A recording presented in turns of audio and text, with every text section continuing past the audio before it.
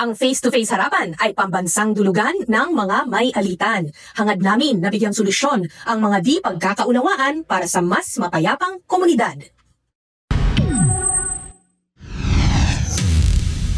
Face-to-face, sinong sisimangot? Face-to-face, sinong ingiti?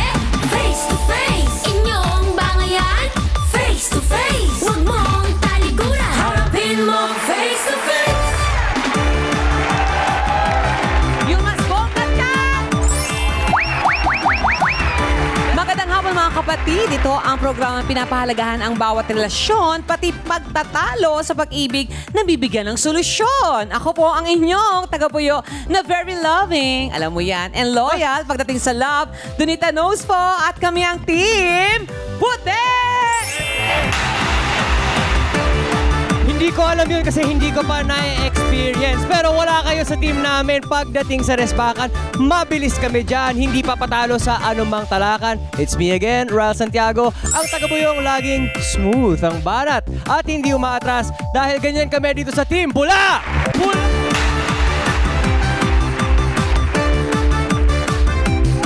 O, siya. Sige na. Edi wag na natin patagalin. Simulan na natin ang Face-to-face harapan! Para sa advice na pang real talk at tagos hanggang puso, makinig sa ating mga eksperto ang ating harapang tagapayo. Our legal expert, Attorney Lorna Capunan.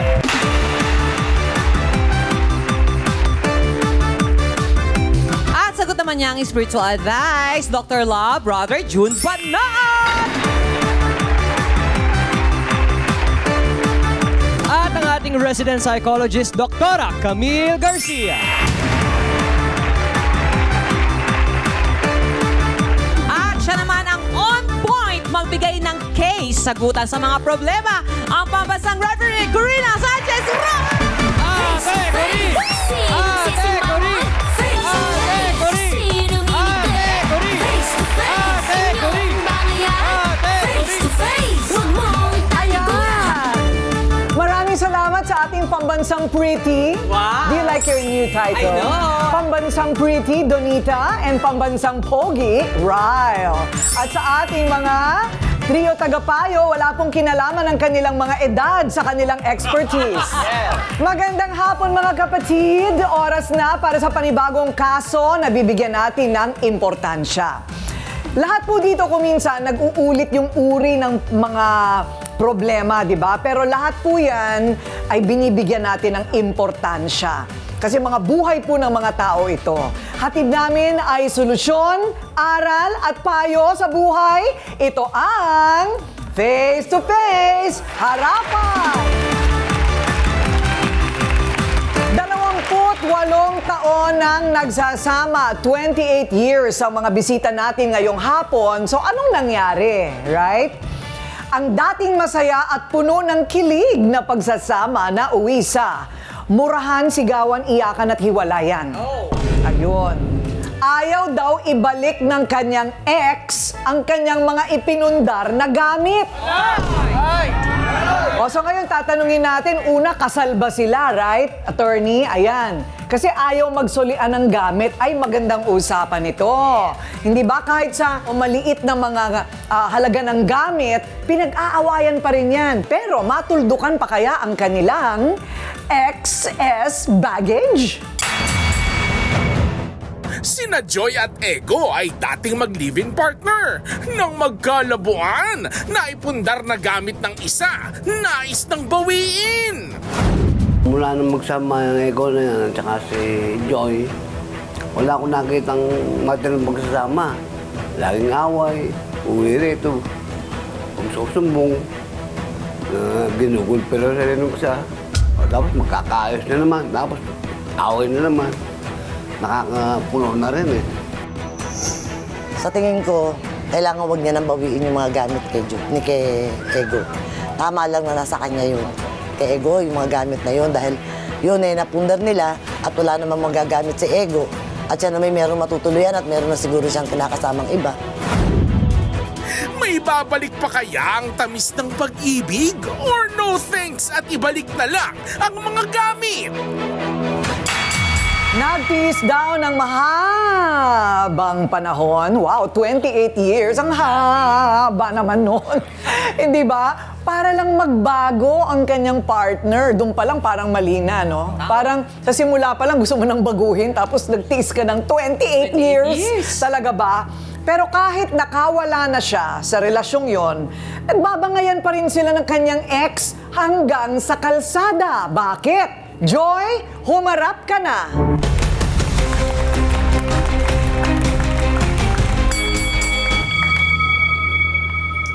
Okay, Joy. 28 years mong kasama? Opo, 28 Ilang years taon ka po. lang nun mukha ka pang bata? Mga 23 po siguro ako, mga gano'n. Ah, ganon. 23 years old. Ngayon po kasi 44 na po ako. Ah, ganon. 45 na po. Ayun, mukhang bata. Hindi ka masyadong nakonsume. Hindi kayo kasal? Hindi po. Okay, may anak?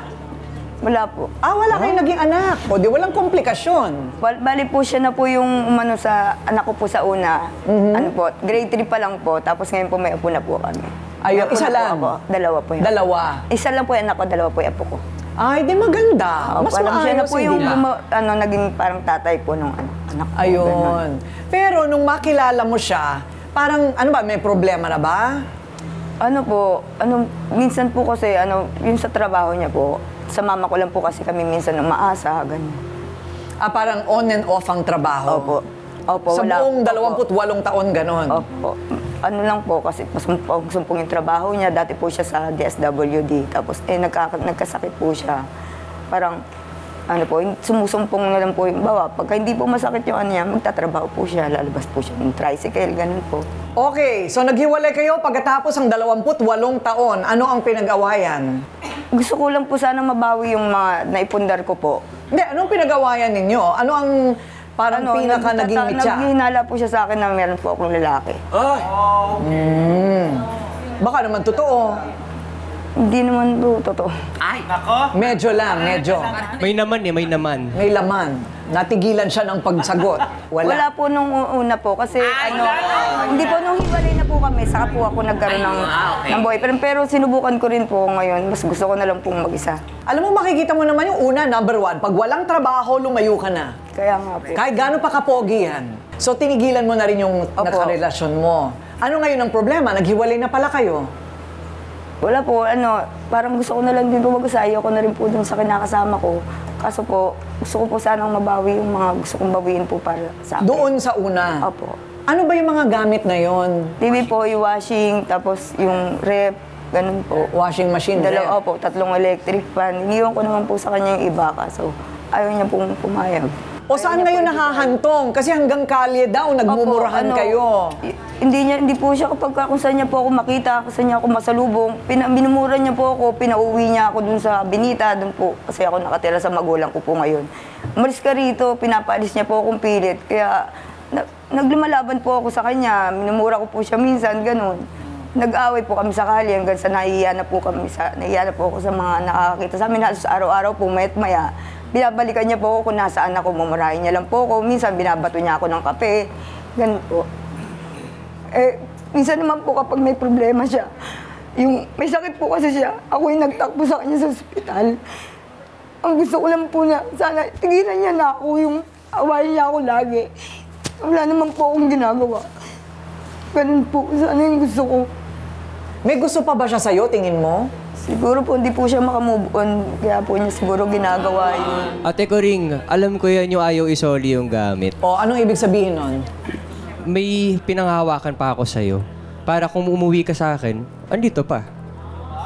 Ganun Hindi ba pa tayo tapos, ibig sabihin. Pagka binitawan niya na yung gamit, ibig sabihin, ready na siya mag-move on talaga. Para dun sa lalaki, hindi pa tapos. Pero isang panig pa lang itong naririnig natin, ha? Itong sinasabi ni Joy. So, yung ex na tinutukoy ni Joy, ayun, matapang nahaharap naman sa atin para sa kanyang panig sa pagbabalik ng Face to Face, Harapan! Face to face, sinong sisimawat? Face to face, sinong ngingiti?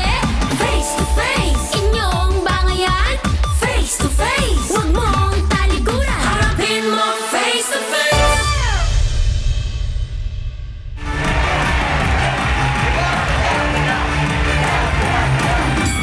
Nag-blatter na sila. Ayan yung blotter, oh. Noong March 27, 2024. Kailan lang? Opo. No, kailan lang? Last year, no? So, ito yung tungkol sa mga gamit. Pero, hindi sinole. Hindi po, mga damit ko lang po iba na Teka muna, anong napagkasunduan sa barangay? Naisasoli niya po sa akin yung mga gamit ko. Pumayag siya. Humayag po siya, pero nung pagdating po doon, mga damit ko lang po yung binigay niya na hindi ko pa po iba sinusuot. So, yung hinihintay mo yung iba pang mga appliances. Opo, yun po yung binabawi ko talaga sa kanya. O sige, o ito naman. Ang kanyang depensa, nagmahal lang naman daw siya at nasaktan. Yon ang depensa ni Ego sa kanyang dating kinakasama. Ego, humarap ka na.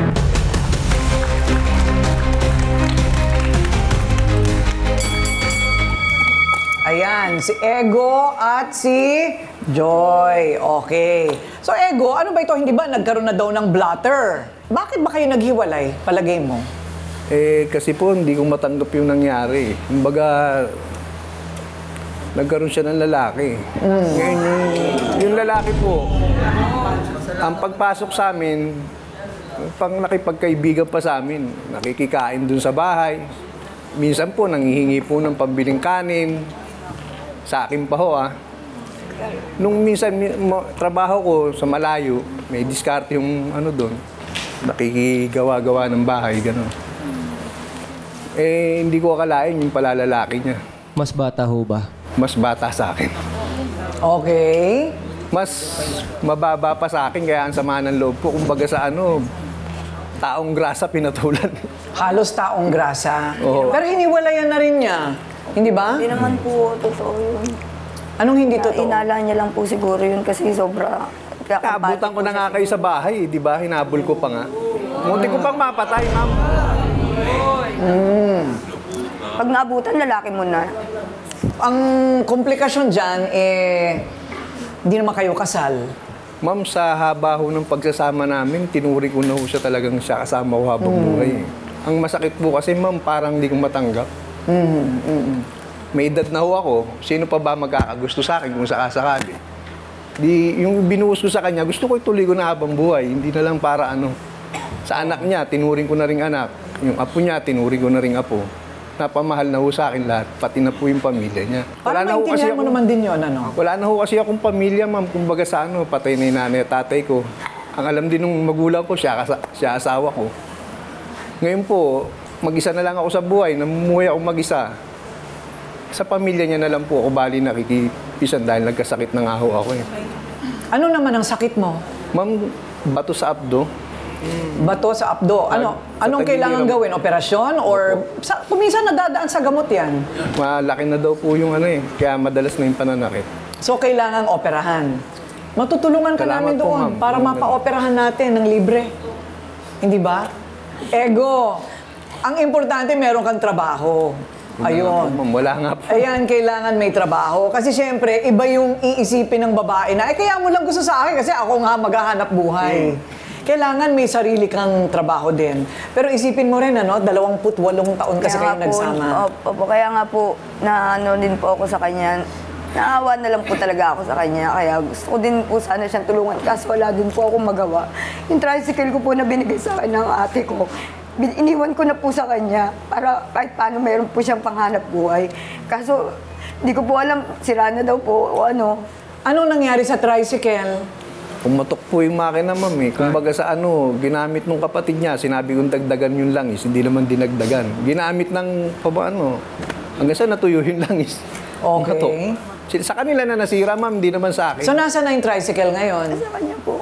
Ipagawa natin. Na lang po sa kanya. Hindi ba pwede naman natin ipagawa yun? Kung opera ka namin at pagkatapos maibalik sa tamang kondisyon ng tricycle, di may hanap buhay ka na. Pwede po, ma'am. Di ba pwede yun? Mabubuhay naman na siguro. Mabubuhay, makakahanap ka na rin ng ibang babae. Palagay ko, kung talagang ayaw na niya. Di ba? May babae naman siya. So may babae na rin siya ngayon. Feeling ko lang po. Wala, ma'am. Wala?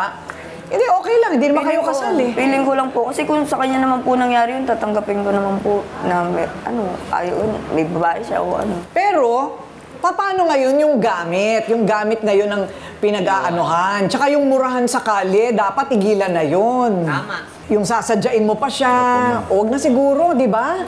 Talikuran na natin yun, ego. Ma'am, di ko naman po sinasadya yun, ma'am. Kasi lugar ko yun, doon ako lumaki, doon ako pinanganak, doon ako nagkaedad ng ganito.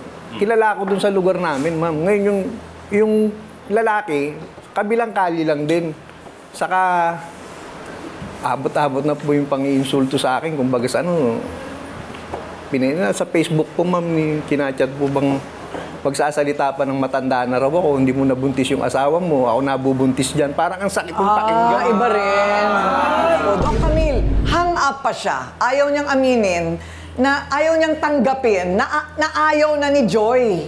Yun po, ma'am, yun po, isang totoo. Okay, una mahirap yun ha. Kuya Dar, kasi dapat iisipin mo, iba yung letting go at saka yung moving on. Importante yung moving on para sa'yo. Dahil kasi, kailangan ng isipin mo yung hinaharap, hindi yung balik ka ng balik dun sa pangyayari na gano'n. Hindi na pwede. Ayaw na niya eh. Kaya ang iisipin mo yung anong mangyayari sa akin, ano ang pwede kong gawin, paano ako mabubuhay nang wala na. Dahil kasi pag inisip mo ng inisip yan, una, hindi lang po yan stress. Makakadagdag yan ng lalaki yung bato dyan sa abdo na yan. Dahil kasi stressful po yan. Pangalawa, magkakaroon ka ng depression. Pag na-depress kang ganyan, tapos sasabihin mo walang mag-aalaga sa'yo, mas mahirap yun. Kaya nga, pero iba pa yung problema niyang mental. Oo, yun na Iba pa yung mga gamit na ayaw niyang isole. Sino ba talaga nagpundar ng mga gamit, Ego? Ma'am, di ko naman po tinatangging galing din sa pamilya niya yung iba. Kasi kulang sa amin, sobra sa kanila, pupukol sa amin kesa naman na masira lang tayo, stuck yung bakit di pa natin ibigay yung isang TV man lang, tsaka isang ventilador? Babalik ko naman, ma'am, wala naman problema ron eh. Sige, tayo na ang kukuha nun. Tayo na face-to-face na ang kukuha nun. Hindi ko po alam kung mayroon pa po siya ibabalik na gamit, ma'am. Meron ka pa bang ibabalik? Sira na po iba, ma'am eh. Alin doon ang sira? Yung binanggit niya lahat. Wala. Sira na yung ref? Sira na yung TV? Sira na ang... Baka binenta mo na. Ha? Sira na. May electric pa na lang. Tingnan natin. Pupunta tayo sa bahay ni Ego. Tingnan natin kung maisasalba pa. Parang iba po kasi sila kasi binenta. Kasi po wala po siyang ilaw ngayon. Nabalitaan ko po na wala po siyang ilaw ngayon. O ngayon? Wala na po yung mga gamit. Siguro po binenta niya o ano. Para makita ang kalagayan, kunin mong sira. O tanggapin mong sira. Kung talagang sira na yon, hindi ba? Mabibenta ko pa ba yun kung sira yun? Kung sira, wala tayong magagawa, sira na. At sa bawat bangayan dito, may puwang ang mga kakampi. Ano naman kaya ang sasabihin ng kaibigan ni Joy na kaya siyang ipagtanggol? Haharap na sa pagbabalik ng Face to Face Harapan! Face to face, sinong sisimangot? Face to face, sinong ngingiti? Face to face, inyong bangayan? Face to face, huwag mong talikuran. Harapin mo face to face.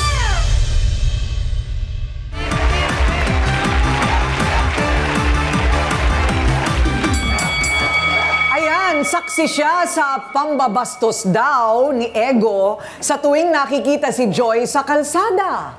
Eto na siya, ang kakampi ni Joy. Thea, humarap ka na.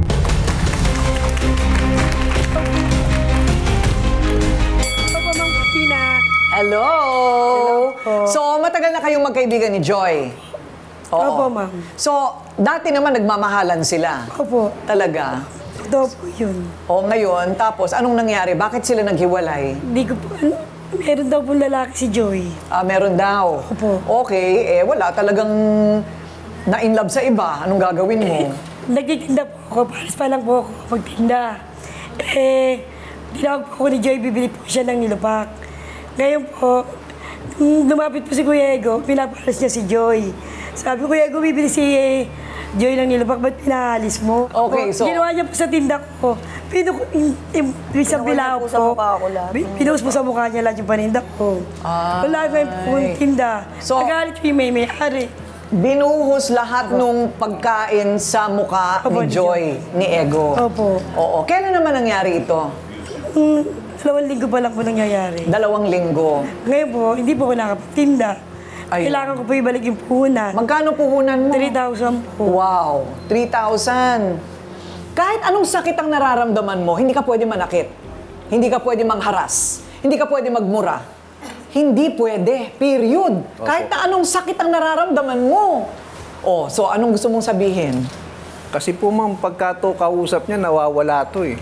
O, kita mo, ayan ka na naman, nawawala. Eh, wala ka na ngang karapatan sa kanya, hiwalay na Tapos kayo. nagtatawanan pa ma'am. Parang may ano ako sa nare-recall ko yung nangyayari, pinagtatawanan yata ako. Ayun. Pero nakikita mo yung problema mo. Napanay, ikaw.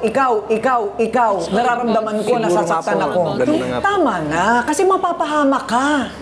Ang mali ng Purina, kinuha po po niya yung nilupak sa simento, binato niya po sa balikat ko. Siyempre po, napaiyak po ako. Wala naman akong alam na ginagawang masama sa kanya. Gagawin niya po sa akin yun. Yung init ng ulo eh. Napunta po sa akin. Meron siyang init ng ulo kasi gusto niya yung may mangyari na hindi na nga yun mangyayari. Yun. So, ikaw talagang wala na. Ayaw mo na talaga makipagbalikan. So, pero pwede kayong magkaibigan. Opo, pwede po. Pwede Kasi naman po, magkaibigan, kapag nagtutulungan. Tinutulungan ko po siya pag wala po siyang pagkain. Minsan, dinadalan ko po siya ng pagkain. Minsan, pag wala po siyang pera, binibigyan ko po siya ng pera. Kasi wala nga po siyang trabaho. Tapos yung kalagayan niya po ngayon, wala po siyang ilaw. Ma'am, makasabat na lang po ako ng ano yun ko yung sinasabi niya. Yan ba totoo lahat yan? Di ba, Ma'am, ang alam po ko kasi dyan, ma'am, kinukuha to pinipetisyon siya ng ate niya eh. Kakasal dun sa foreigner o ewan kung anong foreigner na ano. Yun ang pagkakaalam ko, ma'am. Ngayon, para ipagdahilan mo pa sa akin yung ano, pwede naman akong kausapin. Kaya ang sama-sama ng loob ko, ma'am. Ito, kinakausap ka na namin ngayon. Ma'am, di ba dapat ako, sabihin mo sa akin open, maintindihan kita, pero yung para ipamukha mo pa sa akin, lalaki dun sa kabila, tas lalaki pa rin yan. Parang ang sagwa na akong tignan, ma'am. Eh. O, hindi na masagwa tignan kasi hiwalay na kayo. Hindi pa naman po, ma'am. Hindi pa po. Wala pa akong actualing paghihiwalay na... Paano nangyari yun? Hiwalay na, nagkaroon na ng relasyon sa iba. Ma'am, sabay pa nga pa kami kumakain eh. Ngayon na lang yun, kasi hindi tayo sabay. Ibig sabihin kasi kapag wala siyang pagkain, magpupunta siya sa amin, sa bahay namin po mismo. Kasi po, di ba, hindi na po namin siya tinuring na iba, pinapakain po namin siya. Dr. Love, ano ba ang tamang closure? Dapat ba talagang zero? Ano ba yon? Yung hindi pwedeng tumulong? Ano bang closure ang gusto mo, Ego? Anong closure ang hinahanap mo? 28 taon kayo nagsama nitong kambing na ito. Hindi mo pinakasalan. Hindi mo binigay yung dignidad ng pagiging babae niya. Ngayon, hahanap ka ng closure. Makinig ka muna. Matutuwa bang tao sa'yo? Walang lalaki matutuwa sa'yo. Binuhusan mo yung mukha niya ng ano yun? Nilupak. Trabaho ba ng isang lalaki nagmamahal yun? Alam mo, pakinggan mo ko ha, Ego. Huwag ka magagalit, pero ang tingin ko may paranoia ka. Lahat ng makita mo, iniisip mo, ikaw masama, ikaw ang api. No? Kaya walang closure kasi ayaw mo tanggapin ang katotohanan. Sa edad mong yan, you're 56 years old. 55 po. 55, mag-isip ka ng pangarap mo. Yung isang bituin na gusto mong abutin. Magtrabaho ka, pagsikapan mo, patunayan mo sa sarili mo na kaya mong abutin ang mga pangarap mo. Hindi na magtatagumpay ang relasyon niyo ni Joy. Kasi ang isang relasyon nagtatagumpay lamang kapag kayong dalawa ang nagtatrabaho para doon. Siya ayaw na, sumuko na yung tao sa'yo, isinuka ka na niya. Ganun kasakit yun. Yun ang tanggapin mo at patunayan mo sa sarili mo na kaya mong mabuhay kahit wala siya. Ate ko ring, ayoko mag-init ang ulo. Ayun na nga, oo. Pero kanina mo naintindihan mo. Naintindihan mo na. Okay, naintindihan na daw niya. Kasi kami naman dito, patas. Pero kung ano lang yung talagang sa abot lang ng kaya naming ipagtagpi. Pero kung talagang wala, mas maganda talaga na mag-isa ka na lang, hindi pa masyadong mabigat. Opo. Hindi ba? Ito naman, ang kakampi ng inirereklamo at ang kanyang pasabog na revelasyon. Ano naman meron pa? Talaga ba? Akala ko patapos na tayo. Hindi pa pala. Ano kaya yon? Malalaman ninyo dito lang sa Face to Face Harapan! Face to face, sinong sisimangot? Face to face, sinong ngingiti? Face to face, inyong bangayan? Face to face, huwag mong talikuran. Harapin mo face to face. Puti!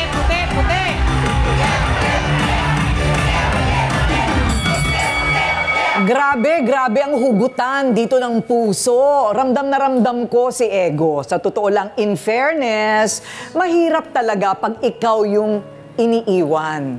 Aminin, di ba? Naiwanan na rin ako, no? Ikaw naiwanan ka na? Oo naman, Tikurin. O anong feeling? Sige nga. Masakit talaga, pero doon talaga yung part na doon marirealize ko sa sarili ko na sobrang ako na nasaktan, nilulugop ko yung sarili ko. Ako rin pa rin kawawa at lugi. Kasi siya, parang masaya siya. So, kailangan isipin mo sarili mo, hindi pwede to. Pero ikaw ba, nung iniwanan ka, nang gulo ka pa doon sa nang iwan sa'yo? Ay, hindi naman na. Hindi na Ako ako umapit din sa eh. ganun. Oo, Hindi na ako din eh. Iniwanan na rin ako. Siguro mga 2 beses na. Ang ginagawa ko revenge yan, Ate Kuri. Pinapakita ko na nag-work ako ng sobra. Yan. Pinapakita ko na parang fresh ako ngayong iniwan mo ko. Yan. Yan ang magandang therapy. Oo. Yung isubsob mo yung buhay mo sa pagpapagaling, pagpapalakas ng katawan, pagtrabaho at pag-ipon ng sarili mong gamit nang wala siyang masisita. Di ba? May mga kaibigan ka naman siguro, kalimutan mo na to. Pwede naman magkaibigan lang kayo. Huwag mo nang bigyan ng kahulugan. Ikaw ba, naiwanan ka na? Of course Pambansang naman po. pogi. Naku, yan ang naiiwan. Oo. 90% of the time. Pero meron naman na ako yung naiwan. Pero mensahe ko kay Kuya Ego, masakit. Kailangan mo tanggapin. Walang mangyayari sa'yo kung hindi mo tatanggapin. Hindi naman daw masamang tao si Ego. Yan ang depensa naman ng kanyang kaibigan. Flory, humarap ka na!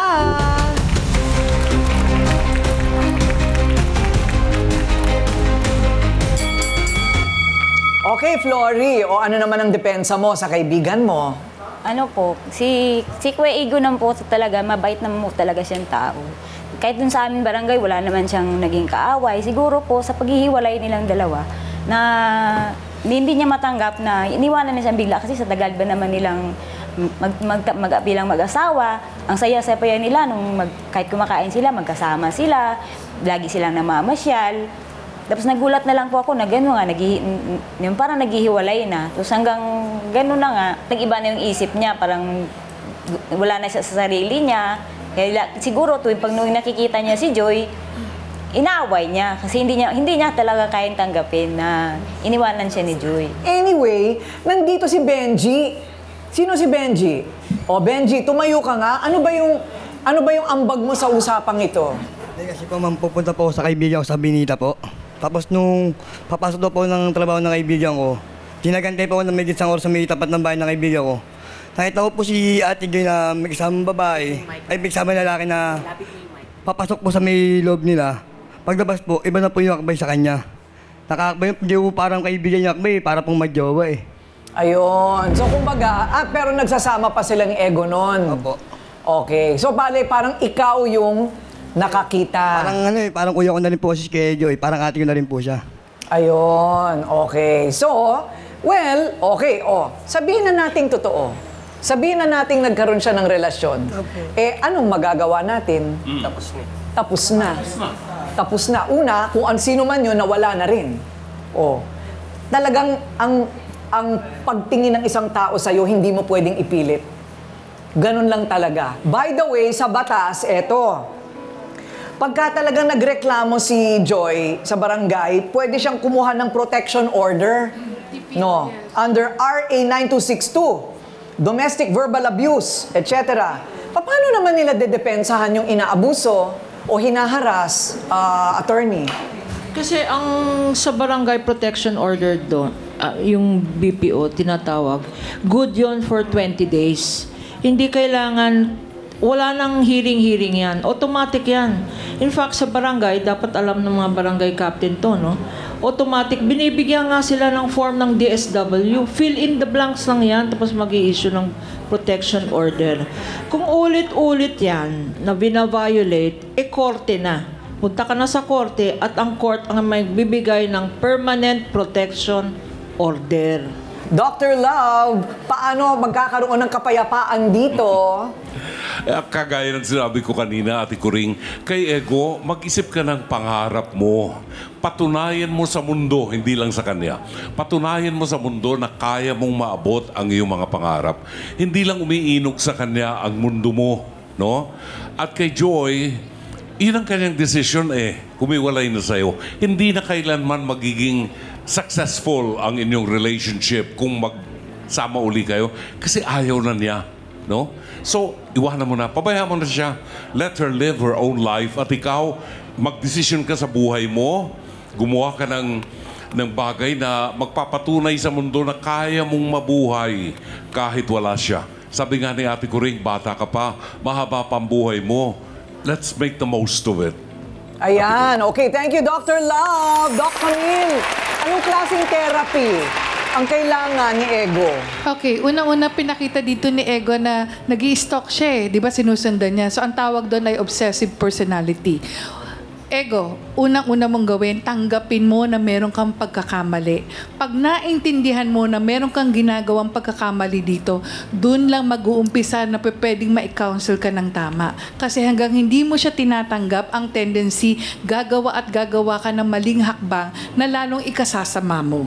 At the same time, baka mamaya mapakulong ka pa dyan. Ang intindihin mo yung medical condition mo. Una mong gawin, humingi ka ng certificate of indigency para sa ganon, pag pumunta ka sa public hospital, may ayos at maoperahan ka kaagad. Yun lang. Ay, okay. So, kailangan natin ng kung ano man yung sinasabi mo, Certificate of Indigency. Yes. Saan mo makukuha yun? Sa barangay po. Barangay meron din, ba? Opo, doon lang po siya kukuha. Tapos ngayon, pag sinabi na indigent nga siya, pwede na siya pumunta sa isang public hospital para sabihin na yung concern nga niya na magpapa-opera. Matutulungan ka na namin doon, oo, para pansinin ka, no? Para mapagamot na natin at hindi ka na masyadong umiinda. So, Attorney Lorna naman, thank you, Doc Camille. Attorney Lorna, anong mga batas ang saklaw dito? Yung sinasabi kanina, no, nadagdagan yung violations ni Ego kasi stalking yon. Yung sinabi mo na sinundan mo, nakita mo, sinundan mo, stalking. Violation yan ng safe space law, no? Abot ng 6 years na imprisonment dyan sa stalking na yan. Number 2, meron tinatawag dati na battered wife syndrome. Normally, ang babae, ang battered. Kaya mukhang ikaw yung battered. Can't move on ka. Can't move on, can't let go. Can't live with you, can't live without you. Ang tawag doon, battered spouse syndrome. Miski hindi kayo spouse. Sasabihin ko lang, na, kagaya ng sinabi ni Donita at Ate Kuring, the best defense, ang pinakamagandang defense mo offense. Pakita mo sa kanya na magaling kang tao, na mas magaling ka sa naging dalawang boyfriend niya. Sabi mo nga, mas mataas ang posisyon mo, college graduate ka, nagtrabaho ka pa sa DSW. Pakita mo na siya ang nawalan ng magandang oportunidad because mas magaling kang tao sa mga boyfriend niya. The best defense is offense. Ang last point ko lang, alam mo, sa tunay na buhay, mas mahirap yung separation kesa death. Kung minsan nawawalan tayo ng asawa, like me, no? Or nawawalan tayo ng partner sa buhay dahil namatay. Pero mas maraming situation na nagkakahiwalay. Sabi nga nila, mas madali yung namatayan ka. Because death is final. Alam mo na wala na sa buhay mo. Ang mahirap yung separation. Kasi lagi mo nakikita, lagi mo nang aalala. May nakita kang toothbrush sa bathroom, naalala mo na walang hiya to, pati yung toothbrush, iniwanan niya. So there are signs na will not let you move on.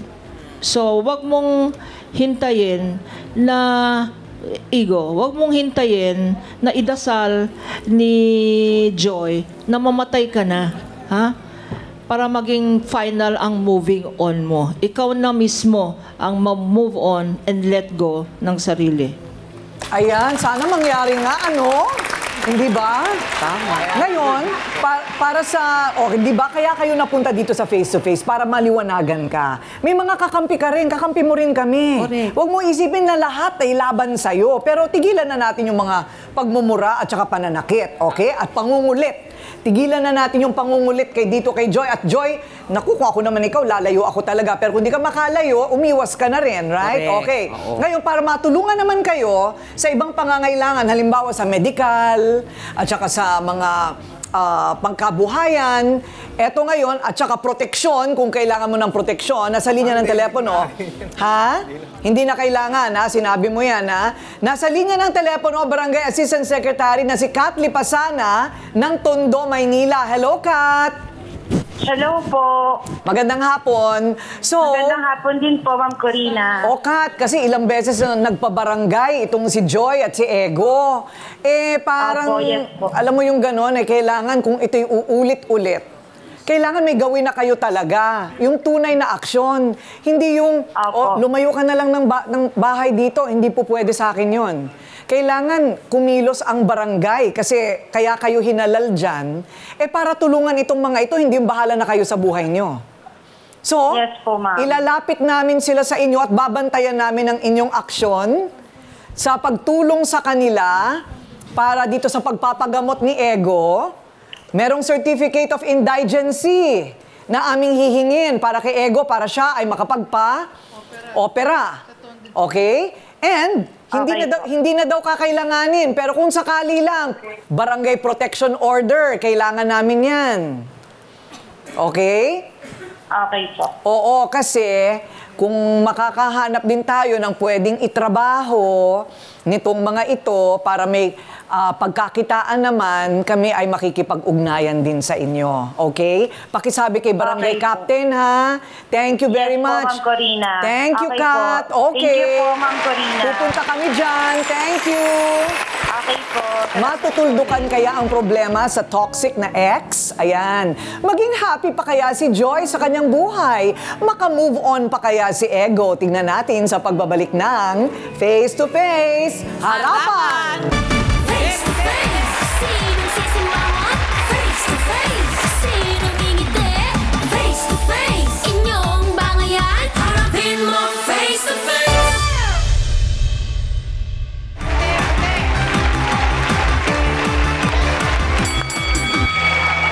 Eto na, saan na tayo hahantong ngayon? Tutulong na kami. Pupunta pa kami sa bahay ni Ego para tingnan kung talaga nandun pa yung mga gamit. Kung wala na ang gamit, o isa ka pa, paano mo pipilitin kung wala na doon ang gamit? Di ba? Wala na tayong magagawa. Kung kayo ay nagkahiwalay, palagay ko, basta pag nakita na, pagka kayo'y nagbati na, ayun na. Gawin nyo na yung mga kailangan nyo nang gawin sa mga sarili ninyong buhay. Ganon siguro.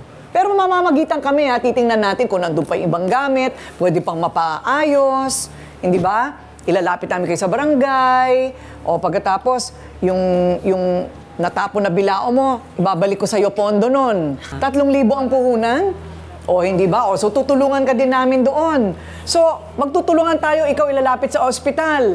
Ano pa ang kailangan mo para mapatawad mo na si Ego? Hindi na daw siya uulit. Matagal ko na po siyang pinatawad kahit po inaaway niya ako. Kasi po, gusto ko po talaga siyang tulungan dahil naaawa po ako sa sitwasyon niya. Okay. O sige, maganda yun. Pero hindi maglalaon, hindi mo na siya kakaawaan. Baka ikaw nang maawa sa kanya. Depende sa'yo yan, Ego. Sana maganda yung kainat na ng desisyon niya, ma'am. Oo nga. Pero kung ano man ang desisyon niya, respetuhin mo. Wala naman po akong ibang gusto sa kanya, mapabuti lang din naman siya, ma'am. Kaya nga, pero wala na tayong murahan, ha? Wala na tayong susundan mo, wala na yung nakaraan, yung mga lalaki sa Facebook, tigilan na natin yan, hindi niya kasalanan yun. Ito, mahilig magmura, hindi naman Kaya nga, huwag ka na rin magmumura. Pareho na kayo. Okay ba? Tutulungan namin kayo, pero kailangan magbati-bati tayo dito lahat. Opo, ma'am. Di ba? Hindi natin akalaing mangyayari, ano? O, magbati na kayo. Sige. Ano lang, kamay-kamay lang. Kamay-kamay lang. Ayan. Okay. Kasi sa akin lang po ganito, ang tunay na pagmamahal ay hindi namimilit. Hindi talaga namimilit. Kung para sa'yo ay mapapasa iyo. Kung hindi mo mapipilit talaga. So sa pagitan ng dalawang tao, mayroon nga ba talagang forever? Baka sa iba meron, sa marami ay wala. Ang pagbabago sa buhay, sa relasyon, ay parating nangyayari yung pagbabago. Kailangan handa tayo parati sa pagbabago. Okay? Ang importante ay ang mga bagay na makokontrol mo. Okay, sino yun? Hindi ibang tao o ibang buhay ang makokontrol mo. Ang kaya mo lang makontrol ay ang sarili mo. Tama ba? So, Kontrolin natin ang ating mga sarili para maging payapa ang isipan, malusog at malakas ang katawan. At may maayos po tayong pangkabuhayan at pinagkakakitaan. Ikaw lang ang pwedeng gumawa nun para sa sarili mo. Kasi kontrolado mo sarili mo. Siya, hindi mo siya makokontrol. Okay? So, may kasabihan nga na ang pinakamagandang paghihiganti sa lahat ng ating pinagdadaanang masakit ay ang isang maganda at masaganang buhay. That's the best revenge, a good life. So, nakakaintindihan na po tayo dito. Hi, salamat. Ako po ang inyong pambansang referee, Ate Kuring. Nagsasabing may cake ang harapin ng mga issue dahil walang hindi nadadaan sa pag-uusap. Basta dapat may mukha kang ihaharap dito sa Face to Face Harapan! Face to face. Face to face. Face to face. Face to face. Face to face, harapan tayo. Face to face, problema'y solusyonan. Tayo na ating pag-usapan. Face to face, tama ng okraya. Sabuting tama o mali. Napansin niyang napapadalas, hating gabi na kung umuwi ang kanyang kinakasama. Tuwing uuwi po siya, lasing po siya. Wala na po siyang gana sa akin. Wala na po siyang paglalambing. Naririndi na rin po kasi ako. Puro pagbubunga na lang po kasi yung ginagawa niya. Yung cellphone ba niya, in-inspection mo na? Kinukuha ko po sa kanya, hindi niya po binibigay. Lagi na lang po yung madalas nag-aaway po. Mahal mo pa ba si Sarah?